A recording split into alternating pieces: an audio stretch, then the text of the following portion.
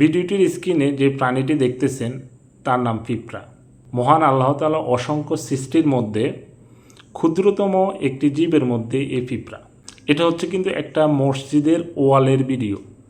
ওয়ালের মধ্যে এই পিঁপড়াটি হাঁটতেছে। কেন আমি মসজিদে গিয়ে ভিডিওটি করলাম, অন্য জায়গায় তো করতে পারতাম। আসলে মেন কথা হচ্ছে, যখন নামাজ পড়তে যাই আমি, হঠাৎ করে যে রিজিকের একটা ধারণা আসলো মনের মধ্যে। তখন মসজিদে নামাজ পড়ার পরে, নতুবা নামাজের ভিতরে, নামাজের বাইরে অনেক সময় ফ্লোরে দেখি পিঁপড়া হাঁটতেছে, ওয়ালে হাঁটতেছে, কালো পিঁপড়া, লাল পিঁপড়া, বেশিরভাগ কালো পিঁপড়াগুলো। এই যে পিঁপড়াটা হাঁটতেছে, সে কিন্তু তার জীবিকার জন্য হাঁটতেছে, ঘুরতেছে। কোথায় তার খাদ্য মিলে সে জানে না, চারোদিকে ছুটাছুটি করতেছে। এই যে ছুটাছুটি করতেছে, এই পিঁপড়াটির বয়স কতদিন হতে পারে? 5 দিন, 4 দিন, 10 দিন, এরকম তো হবেই, বেশি হতে পারে।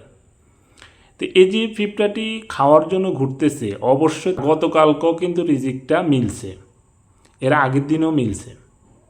আজকে যে মিলে নাই তা না, অবশ্যই মিলছে। কারণ কীভাবে বলতে পারি, আল্লাহ বলছে যে পৃথিবীতে এমন কোনো প্রাণী নেই যার রিজিকের দায়িত্ব আল্লাহ নেই। এই যে মসজিদে ফ্লোর হোক, এটা ওয়াল, মসজিদ কিন্তু অপরিষ্কার থাকে না। মসজিদ কিন্তু খাদেমরা সপ্তাহে একদিন হলে ডেইলি অনেক সময় পরিষ্কার করে। এখানে মিলাদ হয়, মিলাদ যদি আজকে হয়েছে 5 দিন পরে হয়, শুক্রবারে মাঝে মধ্যে হয়, সবসময় হয়ও না এখন। তো এখানে কিন্তু আপনার তবরক যে পড়ে থাকবে এমন কোনো সিস্টেম নাই, কারণ পরিষ্কার করা হয়। সেই জায়গায় এই যে পিঁপড়া একটা না, অনেকগুলা দেখি একটাকে ভিডিও করলাম।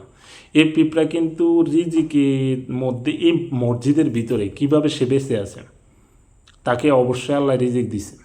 বিস্কুটের গুণা হোক, মিষ্টির গুণা হোক, এগুলো কবে কোন সময় পড়ছিল, কীভাবে পড়ছিল, কোথায় সে ঘুরে, কিন্তু সে রিজিক নির্বাহ করতেছে। এই যে রিজিক আল্লাহ দিতেছে, এটা ভাবলে অনেক কিছু। কারণ এটা আমরা নর্মাল করে ভাবতে পারি, কিন্তু আপনি দেখেন এত পরিষ্কার জায়গায় পিঁপড়া হাঁটে। রাত্রও আপনি দেখবেন, আপনি লাইট নিয়ে রাত্রে বৃষ্টির দিনে, বৃষ্টি যখন কমে যাবে, যে কোনো মুহূর্তে আপনি পিঁপড়া দেখবেন। তো মহান আল্লাহর রিজিক যে আমরা আসলে শুকরিয়া করার মতো না, মানে শুক্রিয়া হাজার হাজার শুক্রিয়া করলেও শেষ হবে না।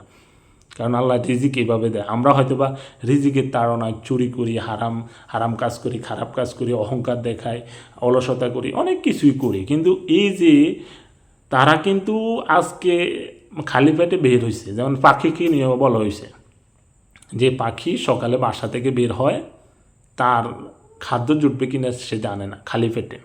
পরে কিন্তু সন্ধ্যার দিকে সে ভরা পেটে বাসায় ফিরে। সেম এই পিঁপড়াটি যে বের হয়েছে তার বাসা থেকে, সে তার পেটে খাবার জুটবে কিনা সে কিন্তু জানে না, কিন্তু অবশ্যই জুটছে দেখে সে আজকে বেঁচে আছে। তো সেম মহান আল্লাহ তাআলার কাছে আমরা শুকরিয়া করি। আমরা যে মানুষ, আসলে নিঃশ্বাসটা নেই, এটার জন্য আমাদের শুকরিয়া করা উচিত।